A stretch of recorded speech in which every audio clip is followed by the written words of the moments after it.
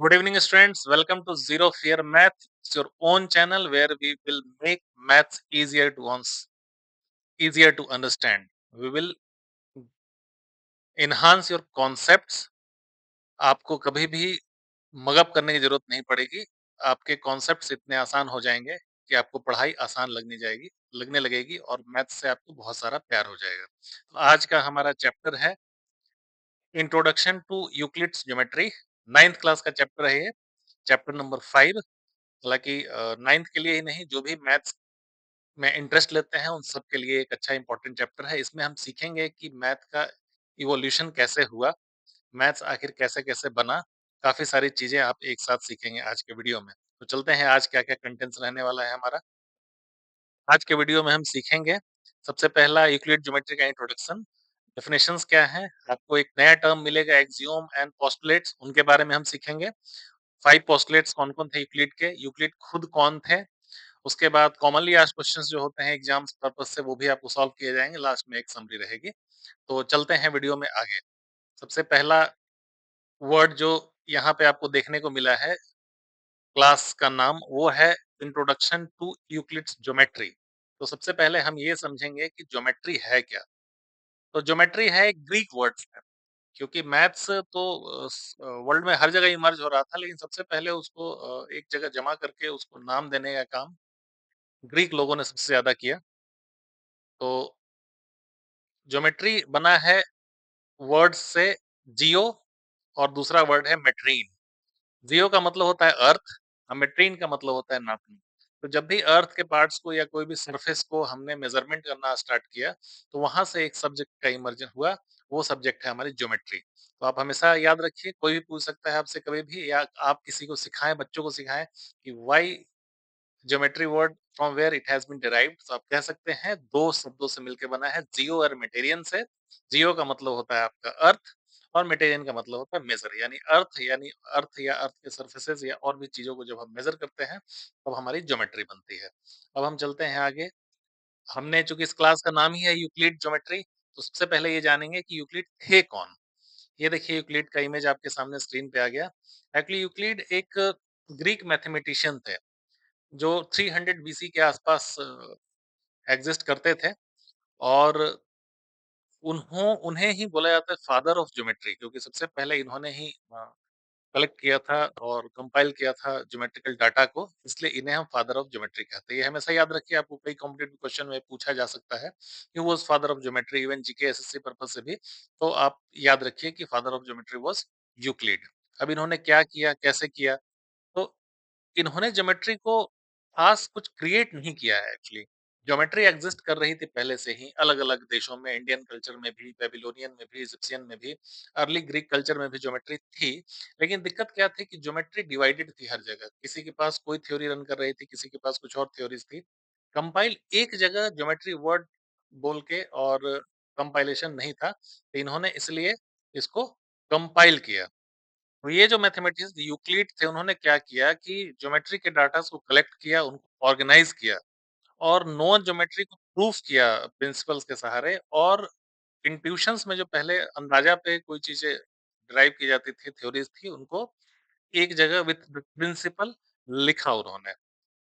अब सवाल ये आता है कि ज्योमेट्री की जरूरत कैसे पड़ी, क्योंकि आपको पता है जब भी किसी चीज की जरूरत होती है तभी कोई नया इन्वेंशन आता है। तो पुराने लोगों के लिए ज्योमेट्री का क्या काम था, आज तो हम साइंटिस्ट और बड़े बड़े एस्ट्रोनॉट्स हो गए हैं, तो ज्योमेट्री की जरूरत थी, पहले क्या जरूरत पड़ गई अचानक से। तो क्या होता था बेबीलोनियन कल्चर में और भी कहीं, जब फ्लड्स आते थे तो किसानों की जो जमीनें थी, वो जमीन जब पानी भर जाता था वहां पे, और जब बाढ़ खत्म होने के बाद जब लैंड वापस रिगेन होता था, तो पता ही नहीं चलता था कि किसकी कौन सी जमीन थी। तो एक डिस्प्यूट का विषय था। तो लैंड के मेजरमेंट के लिए सबसे पहले एक आवश्यकता पड़ी कि चीजों का मेजरमेंट होना चाहिए। उसके बाद उस समय भी आर्किटेक्चर बनते थे, ग्रैनरी, अनाज रखने के लिए बड़े बड़े घर आपको हड़प्पा में और भी बेबीलोनियन कल्चर में मिले हैं। तो ये सब बनाने के लिए ज्योमेट्री की जरूरत थी। आर्ट एंड डिजाइन के लिए भी ज्योमेट्री की जरूरत पड़ी थी। तो इस तरह से इसका इमर्ज हुआ ज्योमेट्री का। कंट्रीब्यूशन बहुत बड़ा है यूक्लिड का, क्योंकि यूक्लिडियन ज्योमेट्री ही फाउंडेशन बनी आगे के काफी सारे सब्जेक्ट्स के लिए, trigo, calculus, algebra, physics, engineering, architecture, सब के लिए यूक्लिड की थ्योरी ने बहुत ज्यादा कंट्रीब्यूट किया। उसी से सारी चीज़ें इंटीग्रेट हुई। मॉडर्न साइंस आज के टाइम में पॉसिबल ही नहीं था अगर ये छोटी-छोटी थ्योरीज़ इनिशियली यूक्लिड ने कंपाइल करके एक जगह जमा न की होती। अब इंडियन हिस्ट्री भी देख लें, हमारे पास भी एक रिच इंडियन वैदिक कल्चर था, उस कल्चर में भी आपके सुलभ सूत्र किताबें हैं, उसमें ज्योमेट्री की चर्चा मिल रही है, ज्योमेट्री कंस्ट्रक्शन की बात हुई है। उस एग्ज़ाम्पल हमारा बहुत पहले एक पुराना श्री यंत्र आपने सुना होगा, घरों में लोग रखते हैं लक्ष्मी के लिए। वो श्री यंत्र भी बहुत पहले बनाया गया था, आप इसका अगर इमेज देखें, तो देखिए अगर ये इमेज ठीक से कभी नहीं बनता अगर ज्योमेट्री का ज्ञान हमारे पुराने लोगों को नहीं होता। इसी में से देख सकते हैं बहुत बारीकी से ये जो बनाया गया है इमेज श्री यंत्र, इसमें बिना ज्योमेट्री को जाने जो ट्रायंगल्स आप देख रहे हैं, इसके ऊपर सर्कल्स देख रहे हैं, तो बिना ज्योमेट्री के जाने ये पॉसिबिलिटी ही नहीं है एक पेपर पे कैलकुलेट करने की। यूक्लिड ने क्या किया कि एक एलिमेंट्स नाम का थ्योरी लिखा क्या आप कह सकते हैं, किताब है ऐसे जिसमें उन्होंने 300 बीसी मैथमेटिक्स में एक एलिमेंट्स लिखा और उसमें काफ़ी चीज़ें उन्होंने हमें समझाई। एलिमेंट्स के चैप्टर क्या-क्या हैं? देखिए एलिमेंट्स उन्होंने बोला कि a point is that which has no part. Point देखिए कहने के लिए बहुत छोटी-सी बात है लेकिन जब कोई कुछ भी नहीं जानता था किसी चीज़ के बारे में, तब कोई बात कहना एक बड़ी बात होती थी। पॉइंट आप एक डॉट समझते हैं, एक बिंदु समझ लीजिए, एक सिंपल पेन से कॉपी पे ऐसे पुश करें, जो चीज़ बनता है वो पॉइंट होता है। उसका कोई पार्ट नहीं होता है, यानी पॉइंट का आधा कर लें ऐसा पॉसिबल नहीं होता है। पॉइंट बहुत ही छोटी यूनिट होती है। उसके बाद उन्होंने क्या कहा, ये line is a breathless lens. आप लाइन जो खींचते हैं, कोई पूछे ये लाइन की चौड़ाई कितनी है? तो उन्होंने बताया लाइन की कोई चौड़ाई नहीं होती है, ये बिना चौड़ाई की चीज़ है। उसके बाद उन्होंने समझाया कि एक लाइन जो है 2 पॉइंट पे एंड होती है। अब लाइन खींचते हैं आप कैसे? 2 पॉइंट से ही खींचते हैं, 1 डॉट लगाए, दूसरे डॉट लगाए, बीच में स्केल लगा के आपने जोड़ दिया। तो ये बातें बहुत सिंपल सी बातें हैं, लेकिन ये बातें पहली बार जो हमें हमें सोचने पे मजबूर किया गया और सोचा गया पहली बार, वो काम यूक्लिड साहब ने किया। जैसे पैदल चलना आजकल हम लोग बच्चे 10-12 महीने में सीख जाते हैं। लेकिन पहली बार इंसान जब चलना सीखा था, तो उसको कई हज़ार साल लग गए थे। तो इसलिए सबसे शुरुआत में जिन्होंने बातें करी वो बहुत इम्पोर्टेंट है। उसके बाद उन्होंने कहा कि "अ straight line is a line which lies evenly with point itself". तो एक अगर आप लाइन की बात करें तो आप बड़े ध्यान से लाइन किस चीज़ से बना है? डिफरेंट पॉइंट्स एक-एक डॉट को जोड़ के अगर हम आगे बढ़े तभी हम एक लाइन बनाते हैं, यानी लाइन क्या होता है? फुल ऑफ डॉट्स होता है, यानी बहुत सारे डॉट्स एक सिंगल एक जैसे जमा होते हैं जब तब एक लाइन का क्रिएशन होता है। उसके बाद उन्होंने कहा है surface is that which has length and breadth. जैसे सरफेस आप स्क्रीन देख रहे हैं, ये भी एक सरफेस है। कोई भी सरफेस होगा उसकी लंबाई-चौड़ाई होगी। बाद में आगे इमर्ज हुआ कि सरफेस का आपका रेडियस भी होता है, रोम्बस का साइड भी होता है, स्क्वायर, रेक्टेंगल सब ऐसे धीरे-धीरे इमर्ज हुए। अब कोई भी सरफेस के एजेस आर लाइन्स, कोई भी सरफेस ले लें, मान लीजिए रेक्टेंगुलर सरफेस उसका एज क्या है? तो एज जो होगा उसको हम लाइन बोलेंगे। ठीक है? ये बातें बड़ी सिंपल सी हैं लेकिन उस ज़माने में 300 बीसी आप आज से करीब-करीब 2800 साल पहले किसी ने ये कहा, ये चौंकाने वाली बात है। आज तो बच्चा-बच्चा जानता है, ये बोलेगा कि बहुत सा ये तो चाइल्डिश थ्योरीज़ हैं। लेकिन सोचो उस समय, जैसे आज की डेट में आप बल्ब जलाते हैं, बहुत ही कॉमन सा इंसिडेंट है, लेकिन सोचो जिस एडिसन ने जिस समय बल्ब बनाया होगा उस समय कितनी बड़ी बात रही होगी, या मोबाइल फ़ोन पहली बार किसी ने बनाया होगा, इंटरनेट पहली बार किसी ने बनाया होगा। तो पहली बार जिसने बनाया है उसको बहुत पेन लेना पड़ा होगा और उसके कंट्रीब्यूशन को हम भुला नहीं सकते। इसलिए हम यूक्लिड को याद करते हैं और उन्हें फादर ऑफ ज्योमेट्री भी कहते हैं। A plane surface is a surface which lies evenly with the straight lines on itself। आप एक रेक्टेंगल इमेज करें, देखिए आप ज़ीरो फियर मैथ में हर चीज़ों को कॉन्सेप्टुलाइज़ करेंगे, आप कॉन्सेप्ट को समझेंगे। आप जस्ट दिमाग में एक, इसलिए मैं आज बोर्ड पे कुछ लिखना नहीं चाह रहा हूँ क्योंकि थ्योरेटिकल क्लास है तो मैं आपके इमेजिनेशन से आपको समझाना चाहूँगा। आप जस्ट दिमाग में इमेजिन करें एक रेक्टेंगल या स्क्वायर हो, आँख बंद करके देखें तो क्या है, बहुत सारी लाइनों से मिलकर नहीं बना है। आप एक रेक्टेंगल ऐसे करके इमेजिन करें, ये छोटे-छोटे, छोटे-छोटे कई लाइनों से मिलके बना हुआ है। तो यही सब बातें उन्होंने कही। अब बात आता है जो उनकी मेन थ्योरीज़ हैं, एक्सियोम एंड पोस्टुलेट्स, ये हैं क्या? तो एक्सियोम और पोस्टुलेट बोथ आर स्टेटमेंट्स हैं, ऐसा है कि ये accepted as true without proof and they form the foundation of building of logical arguments. अब जैसे एक्सियोम, पोस्टुलेट, डॉट की बात करें, लाइन की बात करें, तो ये सब चीज़ें एक बिना प्रूफ के बोल सकते हैं, इनका कोई प्रूफ नहीं है। एक बेसिक इमेजिनेशन बोलें या फिर एक व्यक्त करने का तरीका बोलें, इस तरीके से इन चीज़ों का फ़ॉर्मेशन हुआ। अब और एक चीज़ और बोल देता हूँ एक्सियोम और पोस्टुलेट के बारे में कि एक्सियोम बेसिकली दोनों करीब-करीब एक ही चीज़ है, लेकिन एक्सियोम मैथमेटिक्स में जनरल यूज़ होता है और जो पोस्टुलेट्स हैं, वो बेसिकली ज्योमेट्री से ही इंस्पायर्ड है, ज्योमेट्री में ही पोस्टुलेट्स यूज़ होते हैं। अब देखिए, एक्सियोम्स को कहा गया है कॉमन नोशंस, ठीक है? कॉमन नोशंस या जनरल लॉजिकल ट्रुथ है, उसको एक्सियोम कहा गया और पोस्टुलेट क्या है? अजम्पशन स्पेसिफिक इन ज्योमेट्री जो बात मैंने कही वही अभी स्लाइड्स में लिखा हुआ है। अब एग्जांपल देते हैं कि if equals are added to equals the whole are equals. इस लाइन का मतलब समझें। मान लीजिए राम श्याम दो दोस्त हैं, एक के पास 5 रुपए हैं और श्याम के पास भी 5 रुपए हैं। अब उनकी दादी क्या करती है, दोनों को 10-10 रुपए दे देती है। तो दोनों के पास 15 हो गए। तो इसी में 2 इक्वल चीजें, 2 5-5 रुपए थे दोनों दोस्तों के पास या दोनों भाइयों के पास, उनके पास इक्वल्स ही ऐड किया गया, उनमें 5-5 और दे दिए गए या 10-10 और दिए गए। तो जो फाइनल फिगर आता है वो भी इक्वल ही होगा। ठीक है, ज्यादा कम की तो बात नहीं है। अब जैसे पोस्टुलेट क्या है, अ circle can be drawn with any centre at any radius. ये ज्योमेट्री का पार्ट हो गया कि एक सर्किल जो है किसी भी सेंटर से या किसी भी रेडियस से एक सर्किल बनाया जा सकता है, चाहे आप 5 सेंटीमीटर रेडियस लेके सर्किल बना लें या फिर 1 मिलियन सेंटीमीटर लेके एक रेडियस बना लें, तो बनाया जा सकता है। तो ये आपका पोस्टुलेट है। ये एग्जांपल से इन दोनों का डिफरेंस आप समझने की कोशिश करें।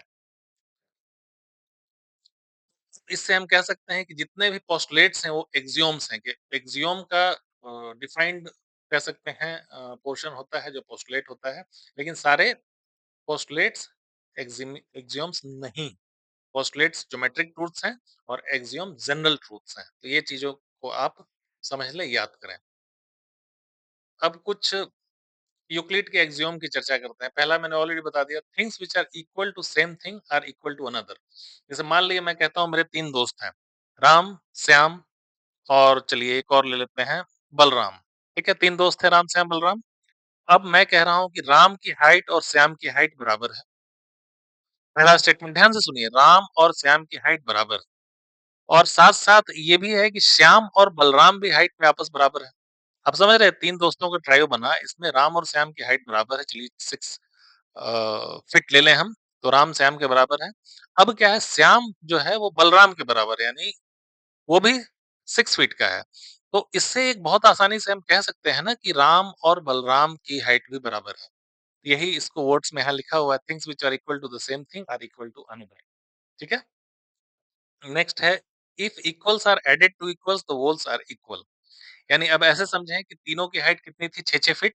अब मैं उनको एक जूता पहना देता हूँ, जिस जूते का सोल जो है सपोज़ 1 फीट का सोल है, या ऐसे एक टेबल पे खड़े हो गए वो जिसकी ऊँचाई 1 फीट है और तीनों को वैसे टेबल पे खड़ा कर दिया। यानी तीनों में 1-1 फीट ऐड किया गया, तो ऐड करने के बाद भी तीनों बराबर होंगे। अभी तो आप बोलेंगे कि बच्चा भी इस बात को समझ रहा है, ये कौन-सी बड़ी बात हो गई? लेकिन ट्रुथ ये है कि उस समय बताना ये बहुत बड़ी बात थी। चलिए फिर नेक्स्ट एक्सियोम्स क्या है कि if equals are subtracted from equals. यानी मान लीजिए 3 दोस्तों के पास आधा-आधा किलो मिठाई दे दिया है, दिवाली में मिली है तीनों दोस्तों को और तीनों से हमने 100-100 ग्राम ले ली। तीनों से हमने 100-100 ग्राम्स मिठाई ले लिया। ऐसे समझिए 25 लड्डू तीनों के पास है, 25-25-25 और उन तीनों से हमने 5-5 ले लिया। तो जो बचेगा वो भी सबके पास सेम ही बचेगा। ये तो बच्चों वाली बात है। लेकिन उस समय कहा गया इसलिए बड़ी बात है ना? तो इक्वल्स अगर जोड़ दें तब भी इक्वल होगा, इक्वल्स अगर घटा दें तब भी इक्वल होगा। ये उस समय के लोगों को आइडिया नहीं था, यूक्लिड साहब ने ये चीज़ों को समझाया। अब things which coincide with one another are equal to one another. For example आपका ये मान लीजिए 2 मोबाइल, एक मोबाइल है ये, ठीक है? और एक और मोबाइल है ये। इन दोनों को अगर एक साथ हम एक रखते हैं, एक साथ कोइंसाइड हो गया अगर, कोइंसाइड अगर हो जाता है, तो ये दोनों आपस में इक्वल हैं। या 2 किताबें हैं, हम रख के देखते हैं, जैसे बचपन में नहीं करते थे, 2 स्केल ले जाते घर से नापते थे हम लोग किसका बड़ा है। तो एग्ज़ैक्टली वो क्या होता था कि दोनों के लिए सेम होता था, ठीक है? तो वो वही कहना चाह रहा है कि जो कोइंसाइड हो जाती है पूरी तरह से, वो दोनों चीज़ें इक्वल होती हैं। बहुत बेसिक बातें हैं, बस आपको ये पता होना चाहिए कि इन एक्सियोम्स में ये चीज़ बताया गया है। The whole is greater than the part. Simple, मेरे पास एक मिठाई का डिब्बा है, वो व्होल हम ले लें। अब जो एक लड्डू उसमें है वो व्होल का ही पार्ट है और व्होल हमेशा बड़ा होगा, है ना? अब जिस चीज़ से हम चीज़ों को निकाल रहे हैं तो वो हमेशा बड़ा होगा। सिंपल सा लाइन है ये। उसके बाद कहा, things which are double of same thing are equal to one another. Things which are double of the same thing are equal to one another. तो जो भी मान लिए एक पेंसिल है, उसका दुगना 2 पेंसिल है, तो ज़ाहिर-सा बात है दोनों पेंसिल आपस में बराबर है। ठीक है? इसी टाइप से बेसिक-बेसिक बातें की गई। Things which are halves of same thing are equal to one another. Things which are halves of the same thing, अगर मान लीजिए एक 10 सेंटीमीटर की छड़ी ली है, उसको आधे-आधे भाग में काटे, तो दोनों आधा काटा हुआ गया भाग क्या होता है? बराबर होता है। ठीक है? अब हम पोस्टुलेट्स की बात करेंगे, तो पहला पोस्टुलेट नंबर 1 क्या आ गया? ए स्ट्रेट लाइन में be drawn from any one point two any other point. ये बिल्कुल सही है। स्ट्रेट लाइन आप कैसे बनाते हैं? जस्ट इमेजिन करें, स्ट्रेट लाइन होता है कि एक डॉट यहाँ हुआ, एक डॉट यहाँ हुआ, एक बीच में लाइन खींचे, तो वो स्ट्रेट लाइन बनती है। तो ए स्ट्रेट लाइन में be drawn from one point two any other point. ठीक है, इसमें कोई दिक्कत नहीं है। दूसरा पोस्टुलेट क्या है उनका? A terminated line can be produce indefinitely. यानी एक अगर टर्मिनेटेड लाइन है, लाइन जो क्लोज नहीं किया हमने अगर, तो उसको हम लंबा करके किसी भी दूरी तक ले जा सकते हैं। ये देखिए, ये लाइन है हमारा था पहले ए और बी, ए और बी लाइन है, इसको हम टर्मिनेट करते हुए इनफिनिट पूरे यूनिवर्स तक खींच देंगे तो भी ये लाइन आगे चलती चली जाएगी। तो यही लाइन उन्होंने लिखा है। अब पोस्टुलेट नंबर 3 की बात करते हैं। A circle can be drawn from any centre and any radius. अब सर्किल आपको बनाना है, आप अपना कंपास ले लें, डिवाइडर की सहायता से, या फिर आपका जब भी पेंसिल लगा के ऐसे खींचेंगे तो 3 सेंटीमीटर का सर्किल बना दें, 10 सेंटीमीटर का सर्किल बना दें। कितने भी रेडियस का सर्किल हमारा बनाया जा सकता है। नंबर 4 क्या है? All right angles are equal to each other. Right angle किसको बोलते हैं? राइट एंगल ऐसे बोलते हैं कि जब भी एक चीज़ दूसरे के ऊपर एकदम स्ट्रेट कोइंसाइड होती है, जैसे ये पेंसिल है, इसके ऊपर एक और पेंसिल हमने लगा दिया ऐसे, एग्ज़ैक्टली, ठीक है? और ये लाइन बिल्कुल सीधी है, तो ये जो एंगल बनता है इसको बोलते हैं 90 डिग्री का एंगल, और इसी को हम बोलते हैं राइट एंगल। ठीक है? तो यही कहना चाह रहे हैं पोस्टुलेट साहब, आप सबको पता ही है ऑलरेडी, है ना? अब नेक्स्ट चलते हैं। All right angles are equal to one another, ठीक है? अब नंबर 5 में क्या करना चाहिए? If a straight line following on the two straight line makes the interior angles on the same side of taken together less than two right angles, then the two straight line produced indefinitely meet on the side which sum of angles is less than two right angles। बिल्कुल सही। अब देखिए, इसको ऐसे समझें हम कि ये एक दो लाइनें हैं, इसके ऊपर एक सीधी लाइन ऐसे ड्रॉ कर दी गई है। तो अगर बिल्कुल सीधी लाइन ऐसे बनती है तो ये 90 डिग्री का एंगल बनता है और ये भी 90 डिग्री का एंगल बनता है, ठीक है? तो इस लाइन पे जितने भी एंगल होंगे, मान लीजिए 2 एंगल होते हैं, एक 90 से छोटा होगा, एक बड़ा होगा, यानी 180 से ज़्यादा नहीं हो सकता है। जैसे सम ऑफ जो इंटीरियर एंगल है, ये दोनों का सम होता है 180 डिग्री से कम ही होगा। आप समझ पा रहे हैं? फिर से एक बार समझाता हूँ। ये लाइन है, इसके ऊपर एक सीधा एक लाइन खींच गया अगर, तो आप जानते हैं कि एकदम सीधी लाइन खींच जाएगी तो 90 इस साइड होगा और 90 इस साइड होगा, यानी 2 राइट एंगल्स के इक्वल होगा। अब ये लाइन मान लीजिए तिरछी भी हो, तो इसके अंदर जो बनेंगे कभी भी वो 2 राइट एंगल से, यानी 180 डिग्री से ज़्यादा नहीं हो सकता है। यानी इस लाइन के ऊपर मैं 10 लाइनें खींच दूँ और सबका डिग्री एंगल आपस में जोड़ूँ, तो वो 180 डिग्री ही आएगा। पोस्टुलेट क्या है? बेसिकली एक वर्ब है, ठीक है? जैसे लेट अस पोस्टुलेट का मतलब होता है कि let make some statement based on observed phenomenon in the universe. Its truth validity is checked afterward. If it is true then it is accepted as postulate. Simple किसी चीज को हम observe करते हैं, जैसे आपने सर्किल की क्लास में देखा होगा, एक ऑब्जर्वेशन हुआ कि डायमीटर जो होता है हमेशा उसका सरकमफेरेंस हाफ होता है। तो एक ऑब्जर्वेशन हुआ, उस ऑब्जर्वेशन को हम जब अगर लिख दिया हमने कि pi is equal to 2d type, या फिर circumference is equal to 2 into diameter, तो ये जो बन गया पोस्टुलेट बन गया, है ना? अब चलिए कुछ हम प्रैक्टिस करते हैं, ट्रू और फॉल्स खेलते हैं आपके लिए, चूंकि आपको पता चले कि एग्जाम्स में कैसे क्वेश्चन पूछे जा सकते हैं। तो पहला क्वेश्चन है, only one line can B pass through a single point. अब इसको समझिए, एक सिंगल पॉइंट से क्या केवल एक ही लाइन पास हो सकती है? तो बिल्कुल नहीं, वहां से मल्टीपल लाइन खींच दें, तो इसका आंसर क्या होगा? फॉल्स। ठीक है। नेक्स्ट क्या है? Since through a single point infinite number of line pass कर सकती है, एक डॉट लगा दे उससे हम चारों तरफ मल्टीपल लाइन खींच सकते हैं, है ना? नेक्स्ट क्वेश्चन है हमारा कि there are infinite number of lines which pass through two distinct points. जैसे पी और क्यू अगर टू डिस्टिंक्ट पॉइंट्स हैं, तो क्या इनके बीच बहुत सारी लाइनें खींची जा सकती हैं? तो आंसर इसका बिल्कुल फ़ॉल्स है क्योंकि 2 डिस्टिंक्ट पॉइंट के बीच हमेशा एक ही लाइन खींची जा सकती है ना? अब है a terminated line can be produce indefinitely on both sides हमने थोड़ी देर पहला हाँ जी, बिल्कुल टर्मिनेटेड लाइन हम पूरे यूनिवर्स तक खींच दे सकते हैं, कोई इश्यू नहीं है इसमें। If 2 circles are equal then the radii is equal. Radius अगर 2 सर्किल इक्वल है तो ज़ाहिर-सी बात है उसका रेडियस हमेशा इक्वल होगा। इसलिए इसका आंसर क्या है? ट्रू। अब इस फिगर को ध्यान रखिए जो हमने पोस्टुलेट एक पढ़ा था कि इसमें जो राम-श्याम का मैंने एग्जांपल दिया था कि राम, श्याम और बलराम 3 दोस्त हैं। एक की हाइट 6 फुट, दूसरे की हाइट 6 फुट, तीसरे की हाइट भी 6 फुट है। तो ये पहला और तीसरे के बराबर होगा। यानी AB इक्वल टू PQ है और PQ इक्वल टू XY है। तो AB XY के बराबर है। सिंपल सा है, इसमें बहुत कुछ सोचना नहीं है। ये ट्रू है। पैरेलल लाइन्स की डेफिनिशन क्या है? If the line if the perpendicular distance between two lines is always constant then इसको हम पैरेलल लाइन बोलते हैं। पैरेलल लाइन उसी को बोलते हैं जिनके बीच का डिस्टेंस कभी भी चेंज नहीं होता। The lines which never intersect each other, ये भी एक डेफिनेशन हम बोलते हैं। दो लाइन एक साथ चल रही है जिनके बीच का डिस्टेंस हमेशा बराबर हो और वो कभी एक दूसरे को नहीं काटे, उनको हम पैरेलल लाइन बोलते हैं। ये देखिए एक पैरेलल लाइन है, इसके बीच का डिस्टेंस हमेशा आपको बराबर दिख रहा है, जो 3 एरो बीच में बने हुए हैं और ये इनफाइनाइट तक चलते जाएँगे, इसी को हम पैरेलल लाइन बोलते हैं। रेल की पटरियाँ आप समझ लें, वो पैरेलल होती हैं, ठीक है? कहीं तक ट्रेन चली जाती है, वो पटरियाँ आपस में कभी नहीं मिलती और उनका डिस्टेंस हमेशा बराबर होता है, क्योंकि कई ट्रेनें जाएँगी, ट्रेन का व्हील्स है बराबर-बराबर, तो अगर वो डिफरेंस हो जाएगा, तो ट्रेन गिर नहीं जाएगा? एक्सीडेंट ना हो जाएगा? A perpendicular line, if two lines intersect each other at this called perpendicular lines, we are required to define the line and angle before defining the perpendicular lines। अभी हमने बात की इसकी कि एक लाइन के ऊपर बिल्कुल सीधी लाइन एकदम बिना खींची जाए तो उसका एंगल कितना होता है? 90 डिग्री का होता है और 90 डिग्री का एंगल जैसे होता है हम उसको परपेंडिकुलर लाइंस बोलते हैं।